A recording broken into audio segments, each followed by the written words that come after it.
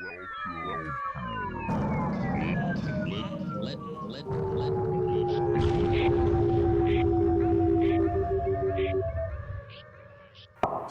balloons. Lead balloons. The alchemy of unpopular opinions. Unpopular opinions. Yeah, I feel a little spicy today, so all bets are off. And I know that you're out to get the ladies. We are not encouraged to think critically. Life is hard. It's supposed to be hard. Oh my gosh. That's hilarious. Busted. All right. Hello, everybody, and welcome to another Lead great balloons. episode of The Alchemy of Unpopular Opinions. Yes. Lead balloons, The Alchemy of Unpopular Opinions. Welcome in. Joel and I are finding ways to... Yeah. Joel and I are finding great ways of entertaining ourselves, and that tonight is at your entertainment expense. So here we go. we are off and running. So tonight, first of all, Joel, how are you? Apparently you're doing fine. It's a little slap happy. I'm great. Let's move on. Okay, let's keep it going. So tonight we're trying something new here, and we're calling this the Favorite Books series. So we're going to start covering some of the books that have been really influential and meaningful for me and Joel. And tonight we're spotlighting Joel. One of his favorite books is called The Four Agreements. Now, there it is. It's a beautiful cover, actually. Yeah. Joel, when a book really gets to me, I find I can't put it down. And when I do put it down, I can't stop thinking about it. Oftentimes I'll lose sleep. I'll go on a bender for like 3 days about the book. I find like the pattern of its sentences, its figures of speech, its intrigue, its ideas, they just continue to percolate in me. And so we're going to look today at The Four Agreements, and that's by Don Miguel Ruiz. Mm-hmm. We're going to get to why this book moves you so much. But first, would you give your elevator pitch / summary for this book? Okay, so I've talked about this book with so many people. Like you, when a book grabs me, for me, it's usually about timing. Something's going on in my own evolution. Sometimes it's tied to the thought processes that I've been like moving forward with, or it's tied to a very dramatic experience that I'm having in my life. And these are like applying principles and opening new doors for me and highlighting new ideas that I'd never considered. And this would be more in the second phase. I was going through my divorce when I started reading this book. And the elevator pitch is Don Miguel Ruiz is talking about representing Toltec wisdom. And he had me at wisdom, right? It's just like that word to me is so sexy. And when I started like leaning into this, I started to begin to see the depth of what he was saying.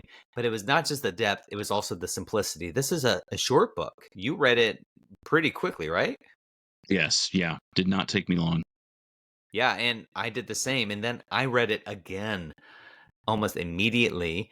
And so I underlined a bunch of things, and then the second time through highlighted a bunch of things. And then I bought a companion book to it to help me work through these things.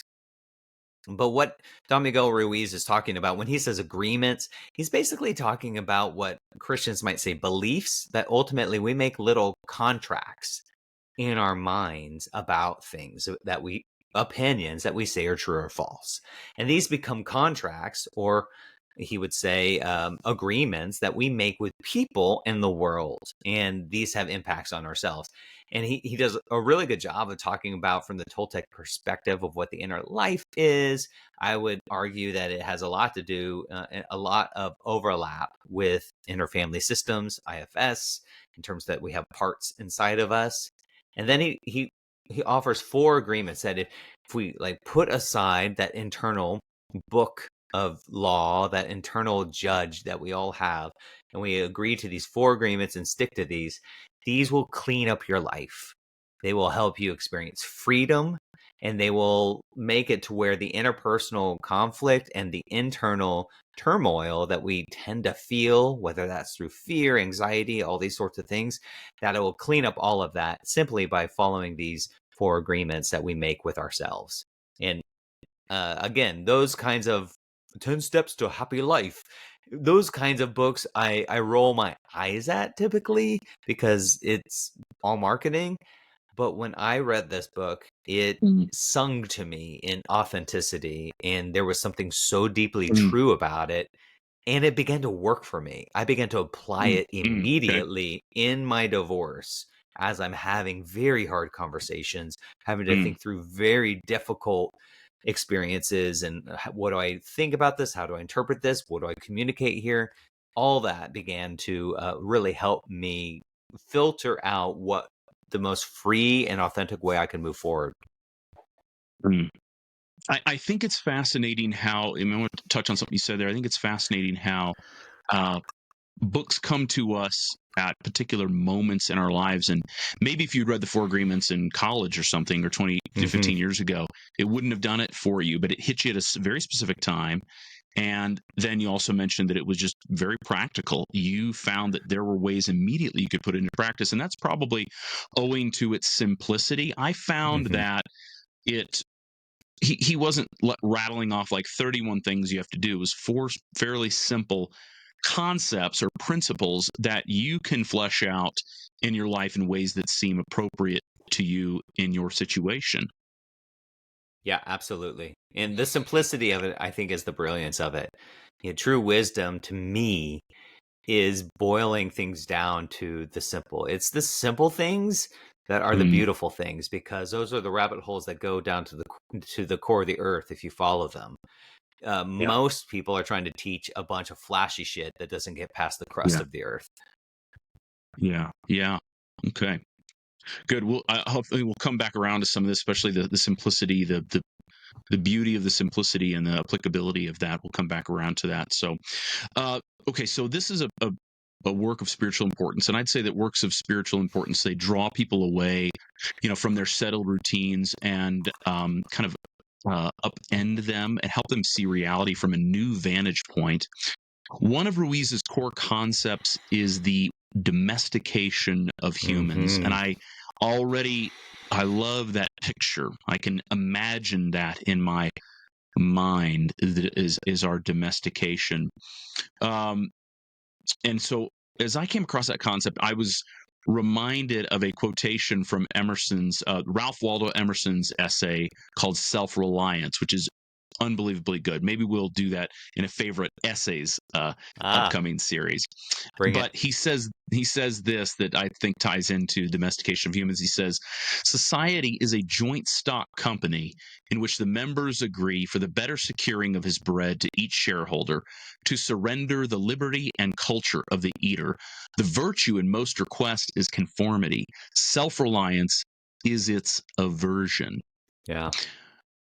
I think that those conjoin, like Ruiz and Emerson conjoin when it comes to this notion that um, it's important to identify where you're being tamed and where you're being taught to deny your liberty. And some of that's necessary for community, but you need to pay attention.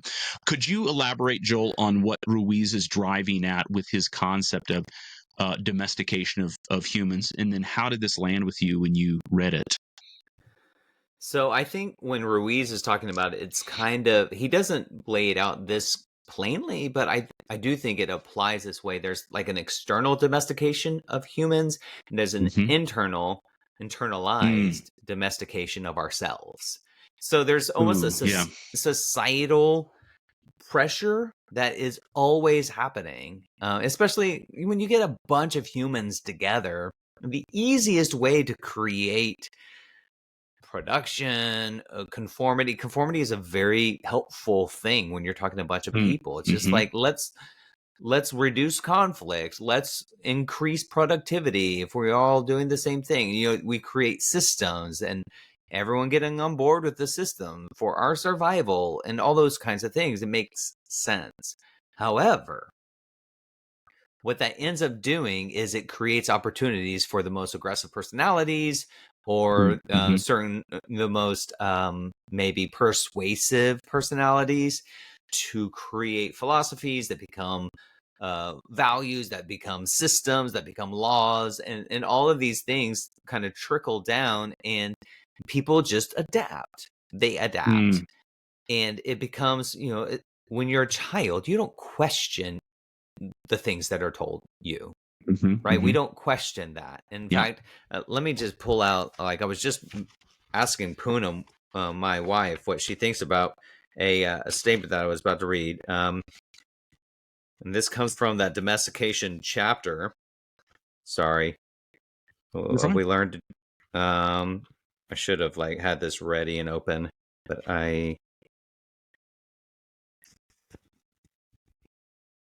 well, shit, I can't find it right now. Okay. Sorry. It's fine. Anyways, the concept was that we make ourselves, or we make others wrong through this domestication. Like, there's a conformity that's forced upon us, that as kids we don't question adults, and then we begin to, as adults, we become the domesticating power. It's internal. We don't need society to say anything anymore because we've internalized it now. And we have all these baked in values. It's just oh, you have to live in this kind of house, or you have to go to college, or you in order to be a good human being, you have to do this for your mom and dad. And there's all these rules. And I'm not saying any of them are good or bad. I'm just saying there's a lot of rules. That's all I'm saying. And I think that's all he's saying. And then when we get older and we begin to see there's a matrix inside of us, that we have been downloaded an operating system of sorts. And this happens inside of us. He talks about it as a book of law, or he uses the other metaphor of a computer hack, that there's basically a virus that is running through us, and it's on an operating system level. And I personally, to answer your second question, how does this land with me? Absolutely. That has been my path of spiritual freedom, is learning to identify the messages that are running almost on a subconscious level, and bringing them slowly to the surface and going why do I believe this? And do I really believe this now? And if I do, to what purpose? What is this? How is this helping me or anyone? And those are the kinds of questions that make you an untamed person. You begin to break free of the shackles. It's kind of like the old metaphor of, and I don't even know, it's not like I've trained elephants before, but you've probably heard the story of you can chain an elephant to the ground when they're young, and it's a chain, and then by the time they're old, you don't need to use a chain anymore. You can just use a rope, which they could easily break free of, but they've been domesticated to the point where they think they can't break free of it. And that's what I think he's getting at, is that ultimately there are shackles that are put on us when we're young. And part of the process is to wake up and go they're actually not shackles. They're just ropes that we could easily snap if we put enough of our weight on it. But we're pretty comfortable just standing there in the same place, shitting where we stand. Yeah. Exactly. And you're right that group life does require, it does require measures of conformity or agreement to sort of the codes of that group. But I do think healthy situations are when you are encouraged by others and by yourself to question some of the norms, to see if they work for you and to see if they really work for the group. And more of these conversations should be happening in our culture, I think, to extrapolate his concept to the larger society. I think it's so good when we can have conversations where we say, hey, we've been subsidizing or subscribing to this norm for however long, and it's resulted in this. And is that good for us as individuals? Is it good for us as a group? I think we need to have more of those. So, all right, moving along. So one of the things that I think is good to do in reading Ruiz, reading any book, is coming to terms with their terms and seeing if you can sometimes restate it in terms that we already know. So I was reading his Ruiz's section, reading through, and came across his term, the inner judge, and that makes me think about this, like Freud's superego, or we might think of like the conscience. That's that voice inside of you that seems to constantly be reminding you of sort of where you've transgressed. It's sort of like a secular version of like the Holy Spirit. You know, it's like, hey, you busted, you did wrong here. You didn't reach perfection in this area, and whatever it was. Do you think that comparing inner judge to like superego and conscience, so would you agree it's a good comparison? And then let me just follow this. I'll let you come back to the question. But Ruiz says we pay many times for one mistake, unlike other animals which only pay once. Okay, do you agree that the inner judge is similar to conscience? And how can we rein in these hyperactive inner judges? Like with animals, they just do things, right? You don't see like a lion like sulking all day long. Man, I feel like I was a little rough. Yeah, I feel like I could have roughed up that deer just a little bit less, but it was fun. You don't really see them doing that, you know. But we do suffer from that. So how do we rein in the hyperactive inner judge? And what, expand on this a little bit. So I think the inner judge is a powerful way of talking about the human experience and what we begin to internalize as we evolve and grow and through adolescent and adult years, because there is a coding that we're all getting. And I think you're right in terms of comparing it to the ego, the superego, as you might hear from Freud or Jungian psychology, just the shadow self. There is a internal perfectionist is a word I would use. IFS, Yes. interfamily systems, if you've studied that at all, it talks about there are different parts of us. And there is the inner critic. If you look through the Enneagram model, the type 1 has a very strong inner critic. And I have that very strong in me. And I know what that looks like and feels like. What it feels like is just an incessant story that's constantly evaluating everything that I'm, not only what I'm saying and doing, but what I'm thinking, and then what other people might be thinking about me. And it's maddening. It's so exhausting. I could sit there doing nothing, but simply thinking about all the things that I could have done differently, and I will be physically exhausted afterwards. Yeah. Because there's something inside of me that is energized by that. And you brought out a quote that I was going to highlight here, that animals don't think like that. It's just not how they're wired. Our prefrontal cortex has an ability to go into the past like animals don't have. Right. And we begin to replay things. Yes. Ruiz says that, we don't just pay for one mistake one time. We pay for it hundreds of times, sometimes thousands of times. Yeah.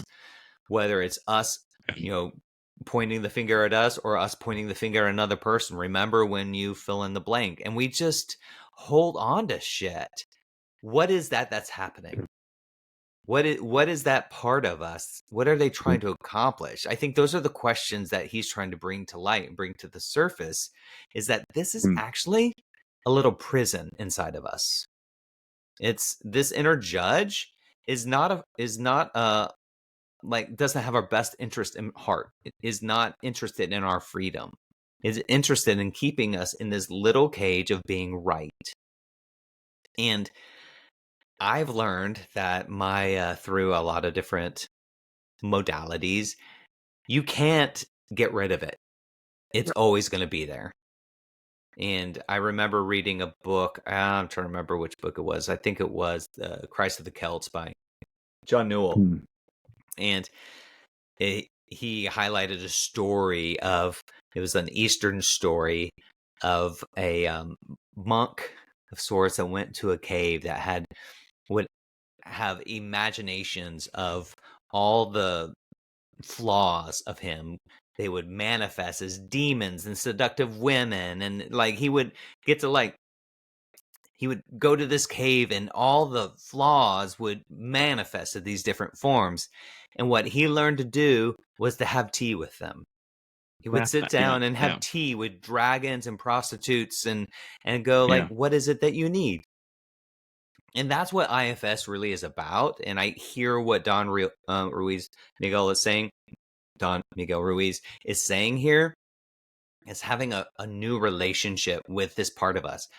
The problem is we think that part of us is us.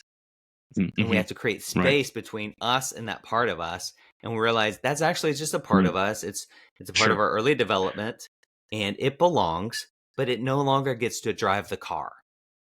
Yeah, that's a good way to put it. Go sit in the back seat. Sure. Little Joel, I hear you. You're really obsessed about being perfect. I hear it. You're really obsessed about making sure everyone is happy with you.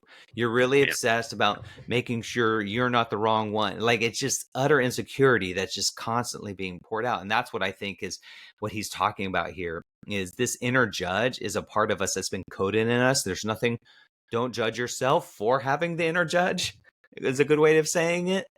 And instead develop a new relationship with that inner judge. I think about the movie A Beautiful Mind. You remember that movie? Yep. So he has, so to speak, these apparitions, these people that he believes are there. And they each kind of play an ego part of him. Some making him feel like he's a powerful intellect, some like encourage him to be adventurous, some that make him feel like a father figure, all of these little parts of him that are like propping up his ego. And at the very end, someone's talking to him about, hey, do you still see people? And he doesn't even look back, and there's like 3 people quietly walking behind him, and he doesn't even look back. He says, they're still there, they're just not as loud as they used to be. And that's what I think the spiritual path is learning to let the inner judge turn down the volume over and over again, slowly and slowly, and let it fall into the background. It'll never fully go away because it's part of us, but it will constantly try to dictate the laws by which we live.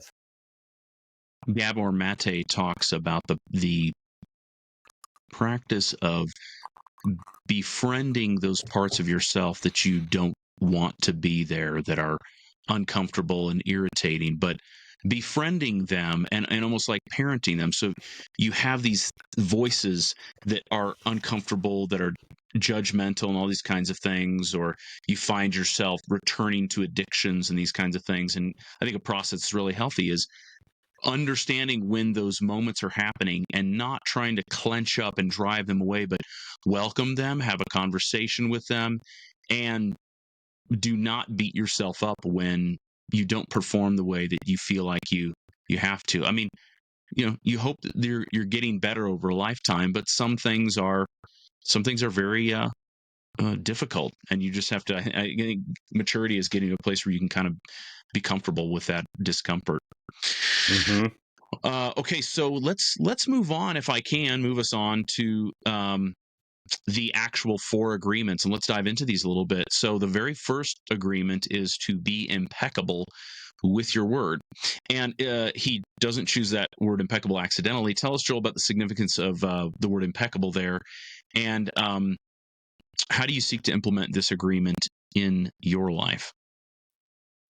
It's this one got me, and it really was a challenge. And at first I didn't really understand it when I read the book the first time. I don't think I understood the importance of it.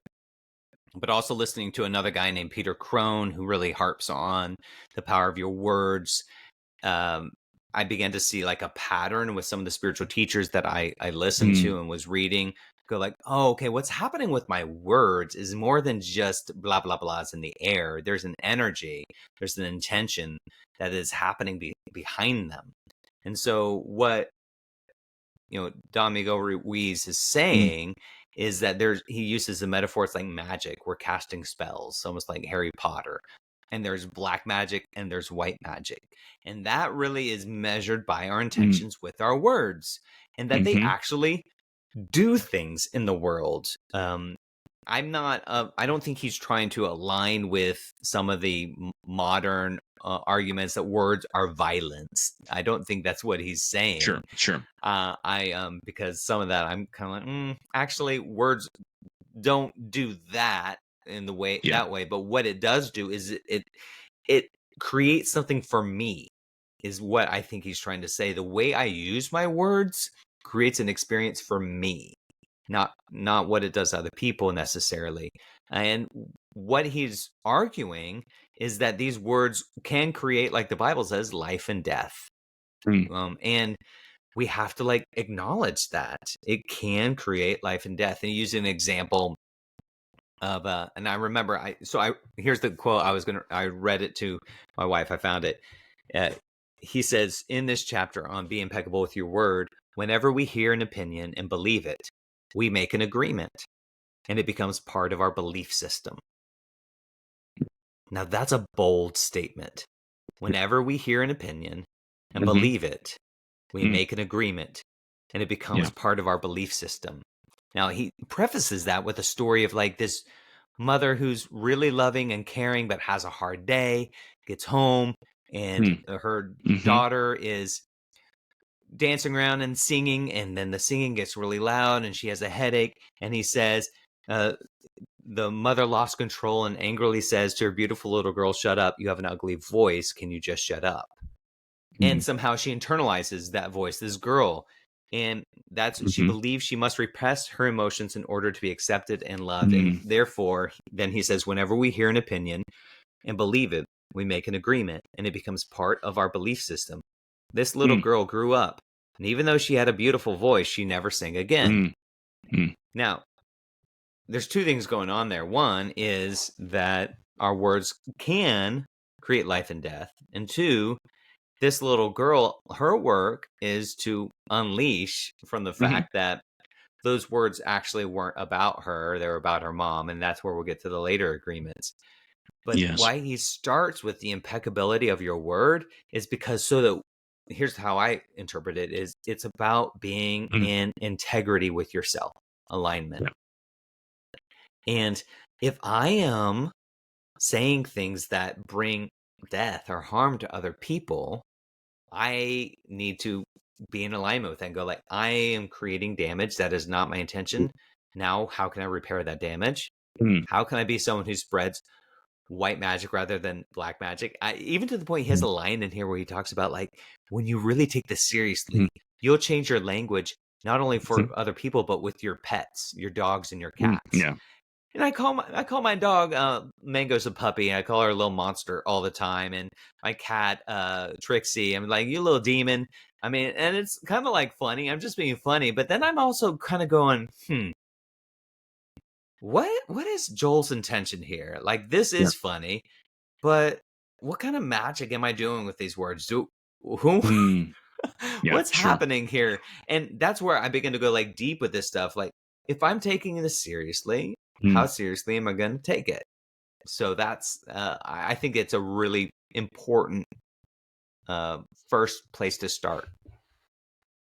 I was a huge fan as a child. Before I really even delved into serious biblical study, I was enamored with Proverbs, and I'm not sure why. It's pretty approachable for a youngster. But I knew the book of Proverbs extremely well before I knew much of the other parts of the Bible well at all. But one of my favorite Proverbs is, when words are many, sin is not absent, but he who holds his tongue is wise. I thought that's good. There's a lot to that. Like, we're having a conversation. We've had hours long conversations. There are many words, but in general, when you find yourself talking at length, it's a good thing to ask yourself, am I saying things that are edifying, that are building up, or am I saying things that tear down? The more that you say, your risk increases. It's like the more time you spend on the road, your risk of an accident increases. So, all right. Moving along. That reminds me of another proverb, that even when a fool is silent, he might be considered wise. That's right. Good. Okay, the second agreement: don't take anything personally. Now, Whew. Joel, at first glance, this agreement irked me. As I read more about it, I warmed to it a touch. I'm still not a huge fan, but but because I like, even when I hear that, I'm just like, no, I want to take things personally. Yeah. That's part of the enjoyment. Is yeah, no, I refuse to not. Okay, but I will say, and I'm gonna kick it to you, but I want to make this point. One of my takeaways was that uh, the the reason that you shouldn't take things personally is because when you're taking things personally all the time, it's actually kind of a form of self-centeredness and narcissism. You're saying that whatever this person is saying about me, or this group's saying about me, or writing about me, it's all about me. When in fact, it's mostly about, especially, it's negative things, and unwarranted, just mean things. It's about that person and where they are, and it really is not about you. So I did like that. It was a takeaway for me. But tell us how and why this was a powerful agreement for you. It's a powerful agreement for me because I got stuck here most of my life and still continue at times to see it creep up. He makes some, again, I'm going to make a qualifier here. He doesn't make this qualifier, but I'm going to make it. And I learned this from Landmark Forum, where they talk about be responsible for your life. And they'll say, it's not the truth, it's just a powerful place to stand, is the qualifier they make. And so I would say that about this: don't take things personally. Even it may not be the truth, but it's a powerful place to stand. Meaning, even if people intend it to be personal, if I choose to take this posture, it creates more power for me. And that's where I get to pragmatism. What's more important, being right or having a right outcome? And so he would say things like, if someone calls me a devil, I don't take it personally. If they call me an angel, I don't take it personally. He applies it both ways because he puts the onus on himself to know who he is. Yeah, Other people don't define me with their opinions. And he says, we take it personally because we agree with whatever is said. And I found that to be true. That I get most triggered and agitated when someone says something or thinks or communicates something that touches on an insecurity of my own, somewhere where I'm not feeling confident in myself, not feeling stable in myself, and that aligns with my the phrase I learned from Father Richard Rohr, that only the ego can be offended. And I wanted to read a part here that I thought was so powerful. When you take things personally, then you feel offended, and your reaction is to defend your beliefs and create conflicts. You make something big out of something so little because you have the need to be right and make everybody else wrong. You also try hard to be right by giving them your own opinions. In the same way, whatever you feel and do is just a projection of your own personal dream, a reflection of your own agreements. What you say, what you do, and the opinions you have are according to the agreements you have made, and these opinions have nothing to do with me. So what he's trying to paint here is that everyone's in their own little universe. We all have this own like constellation of beliefs, and it's so complex. And that's usually what's happening most of the time.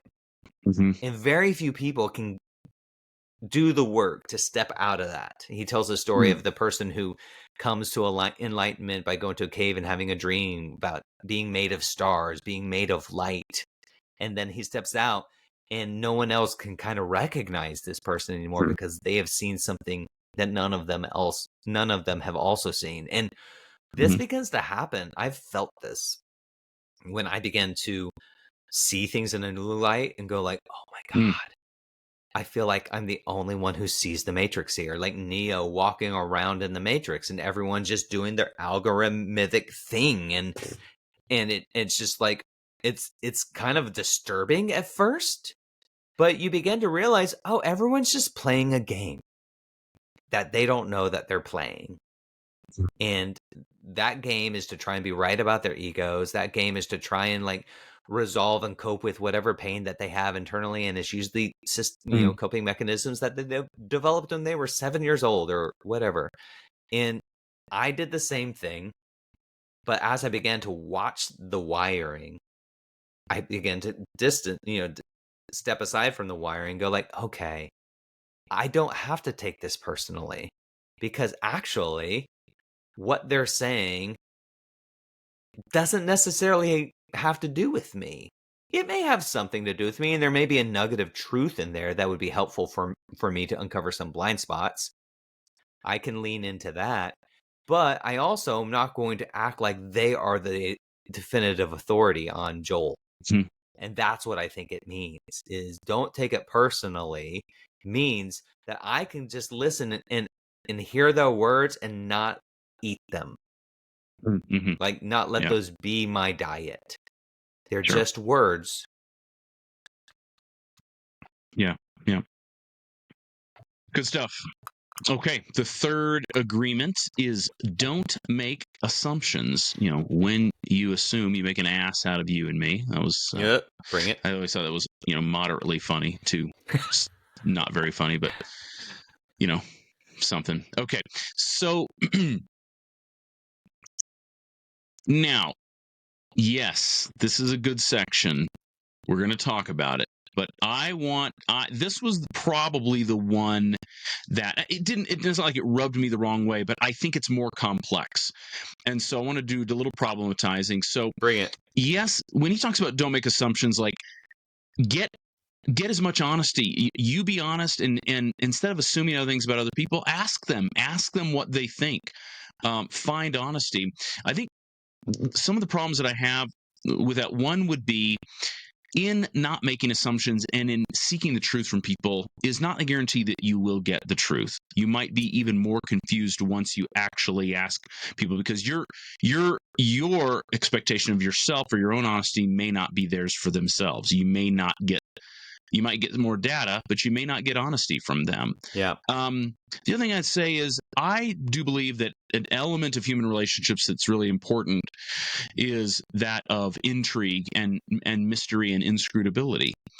I think that can sustain interest in our relationships with all kinds of relationships, maybe even in particular romantic relationships, is maintaining that sort of inscrutability.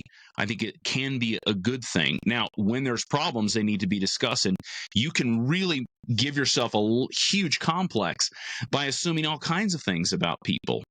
But I think as a personal strategy for enabling people to be fond of you and intrigued by you, because when you bore people, they get tired of you, and so maintaining a sort of a aloofness or an air of inscrutability, I think, can be a good thing.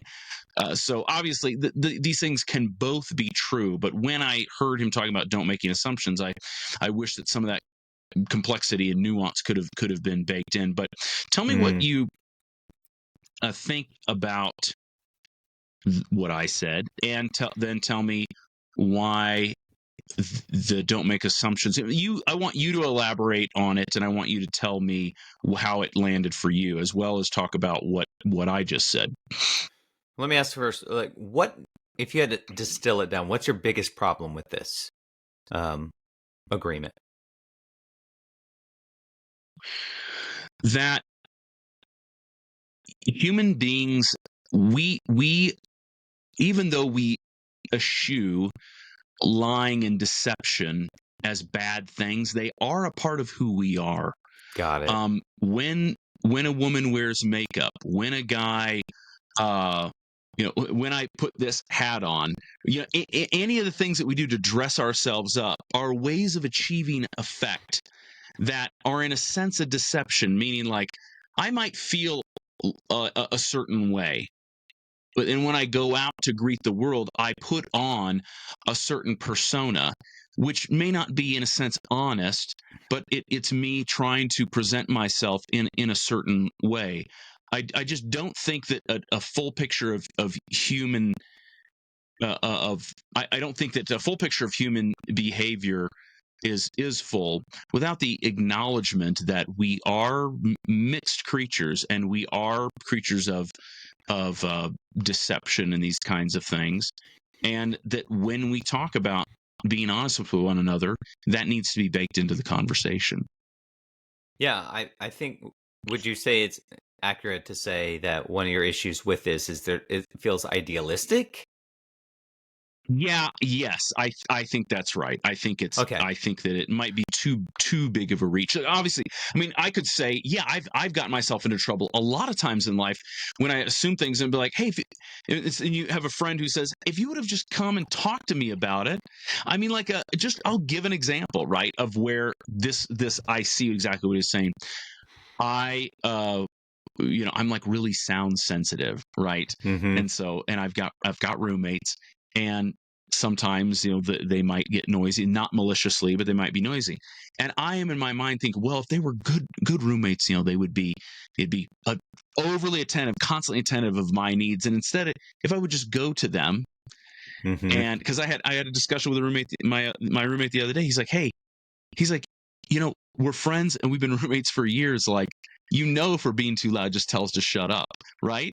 And that's me. I'm just making assumptions about either Yep. I'm assuming how the conversation's going to go or what they're going to think about me. And instead, if I would just Mm-hmm. be honest, they want to know where I'm at. They want to know instead of having to play guessing games. So I'm totally Sure. on board with that in that way. Yeah, and I would argue that I think that's what he's promoting is not perfection, but that if we move towards this, it leads, basically, I think all of these agreements move us towards honesty and integrity with ourselves Sure. by being impeccable with my word, by not taking things personally, and by not making assumptions. I began to move towards true honesty. And again, I think you're right. We are mixed bags.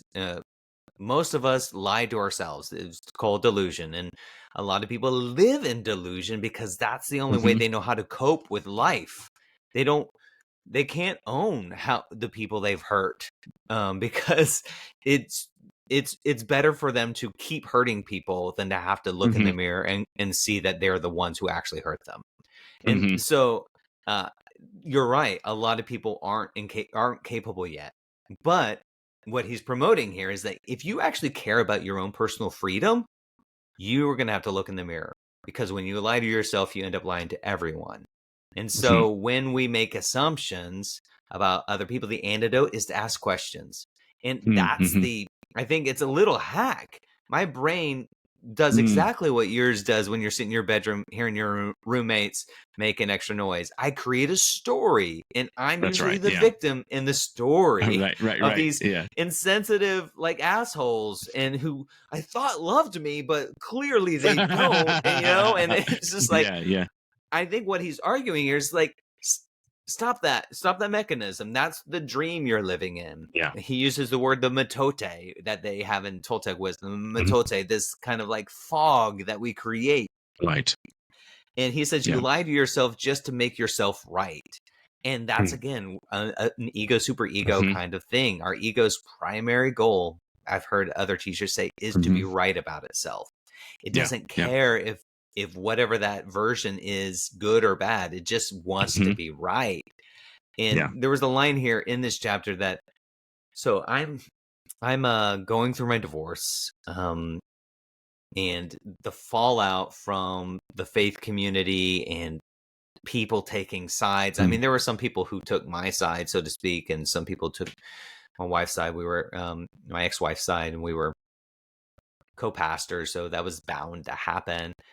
But there was a lot of I don't know, it was discomfort for me, because there was Mhm. many relationships that I Mm. thought were genuine, Mm. that I Mhm. Yeah. thought there was a real good connection. Yeah. And he writes this in there: we don't need to justify love. And this is in Mm. the chapter on like not making assumptions. It is there or it is not. Mm. Real love is accepting other people the way they are without trying to Mm. change them. If we try to change them, this means we don't really like them. Mm. That Yep. line Yep. hit me Mm. so hard, Trent, because I began to realize that I was trying to create relationships where there actually wasn't a relationship. Yeah. Yeah. What there was a dynamic where I was in a pastoral role. People put me up on a pedestal. People had like assumptions and expectations of me that I never asked for, nor did I ever want. And I began to realize that I painted myself by assuming that there was a friendship here, that there was a real Hmm. connection here. I was assuming these sorts of things. It created misery for me. Sure. It just felt like I was, one of Mm. those speed bags, Yeah. punch, Yeah. punch, punch. I felt like the fists were rejection, and it was just rejection, rejection, rejection, rejection, rejection. Yeah. And I was, Mm. I was Mm. getting beat into a pulp by just Mm. replaying all these broken relationships. These are the words I would have used Hmm. back then. All these betrayals, all these heavy dramatic words that I Hmm. felt at the time, and they felt Mm. real and authentic and true at the time. But now that Sure. I've had a little time to go, like, don't make assumptions, Joel. Oh, their lives weren't about you, Joel. Yeah. You were a part of Yeah. their lives, and you played a specific part in their life. And when you no longer fit that mold, that Right. there was nothing. So I began to, again, that kind of led back into don't take things personally. I began to realize, oh, none of this was actually about you, Joel. A lot of this was about other people's like disappointment. And the truth is, they didn't have 99% of the information of what actually happened in all of this. So I began to stop making assumptions. In some of those cases, I was able to go back and ask questions and get more clarity. And those were the relationships that ended up either staying or I had a defined, break Mm. from them. But the rest of them I have now let go in terms of going, I actually don't know. And I likely will never know.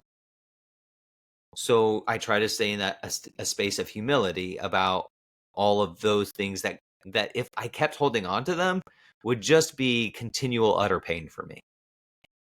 And talking about assumptions, I mean, in just like in the corporate world, you can make friendships. Sometimes you're encouraged in the corporate world. We're a family here. We're a team. It's like, no. I mean, we can functionally be that way, but essentially we're not. And I think oftentimes people get in trouble in like church, in church settings because they are there's the assumption from the pastors towards the parishioners and the parishioners to the pastors that, or to the staff, that there's not sort of an organizational roles going on. You consider it a family, and then you get disappointed when family behavior doesn't seem to prevail. Family Yep. expectations don't prevail. Yep. So okay, the last agreement is always do your best. And at first glance, it seems kind of like something your first grade soccer coach would tell you, Yeah. Yeah, okay, yep, I get it. But here's where sort of the simplicity uh was actually profound. Because what I think he was getting at, what I took away from it, even if part of it was he was doing this thing, and part of it was what I took away, but he kind of clarifies that your best is situational. Mm-hmm. When I hear someone say, when I've said to myself, always do your best, often what I actually hear is be perfect in this situation. And the truth is, you would never know when that is actually. It's No. not possible. But thinking about your best in a situational sense means, okay, if I'm like feeling sick today or unmotivated, it's how can I attend to myself in this situation and think about what constitutes like an effort that reflects where I am. And then I'm always kind of having that conversation. I want to bring my best, but my best may not be in line with the perfectionism that I'm afflicted by. Yep. I'm going to have to negotiate those two things. And I found that it can actually be strangely liberating when you think about it that way. Is what am I comfortable doing right now? And maybe sometimes it might be me saying, "Hey, you need to do more, Trent. You need to get your shit together. Okay, you're being a pussy, Or it might be, "Hey, you need some rest. You don't need to be pushing yourself more than you ought. Show up, do what you can, and that's going to be fine. And I think this his instigation of this sort of conversation with yourself is really, really healthy and actually quite powerful. What did you think? Absolutely. And I do think it is situational. And I do think what he is trying to say is not perfectionism, but basically saying show up to your own life. That would be my interpretation. Show up to your Yeah. own life. Mm-hmm. And sometimes that changes. I listened to, again, I did a super deep dive on this book and started finding every podcast I could find where he spoke. And there's a handful of them out there. And I heard where he shared, he was being interviewed and his son was on the podcast too, who's also written some other books that are very interesting. Mm-hmm. But he was sharing that he had, I think it was some sort of physical ailment. I don't remember exactly what it was. I think it had to do with his heart or later in life. And that was connected to the weight of his body. He was overweight. Yeah. And he began to say when that came to the surface, he realized and he communicated to his family, oh, now I get to live out the principles that I've been teaching for my body. And he began to take good care of his body. Yeah. And that's what I think it means is he's not prescribing perfection. He's prescribing showing up to your own life. When I think in that chapter, even he says, doing your best is actually a natural product of following the first 3 agreements. That if you're impeccable with your word and that you don't take things personally and you don't make assumptions, you are free and clear to do your best. There's actually nothing getting in the way for you to just do your best because we have cleaned all the stories out. We're no longer being driven by all these little subconscious narratives. We can just oh, I'm overweight. I need to change what I'm eating. And there's no longer all this guilt and shame and all these different little stories that we're having to mitigate, navigate. So I think the do your best is really just a kind of almost an afterthought when I look at this book. When I read it, it was my least favorite of them because it felt so duh. Duh. Exactly. Yeah. Everyone's trying to do their best. But what's profound about it, I think, is the do your best is so much more effective when you've cleaned up all the fucking stories that we have going on in our head that are actually making our best really unhelpful and counterproductive. And once we've kind of cleaned up all that stuff, our best begins to gain traction and do some things in our life that make changes. Yeah. Yeah. Excellent stuff. So we're kind of moving towards wrapping up tonight, but one of the questions in closing that I want to ask you, Joel, and hopefully this will be kind of a refrain in future favorite books episodes.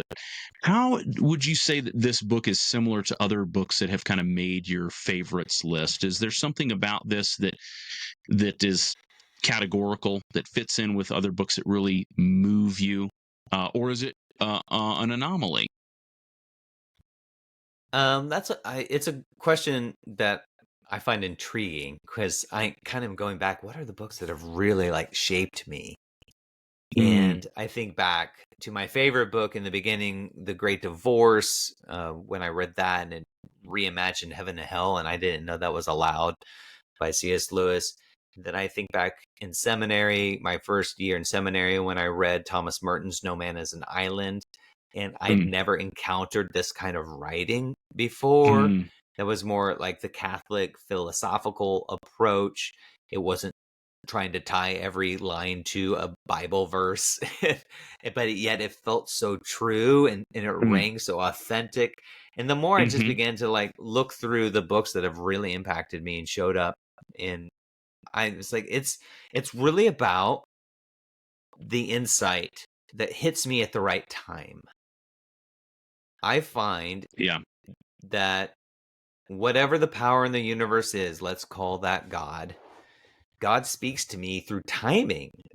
I've constantly, regularly had my life shifted and impacted by books that either I found randomly or have been sitting on my shelf and I've been meaning to read for who knows how long, and then I finally pick it up, and it's the perfect time for me to read that book.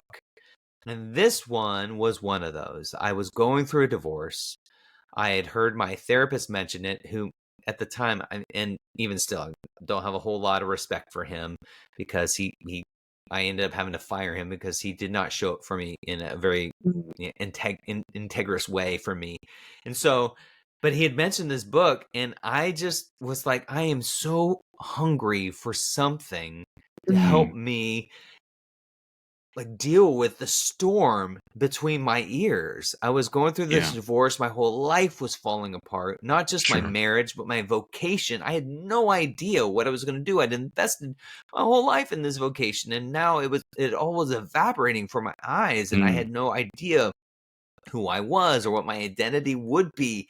And I'd done enough work before then to kind of go, okay, I know there's some wisdom out there that can help ground me.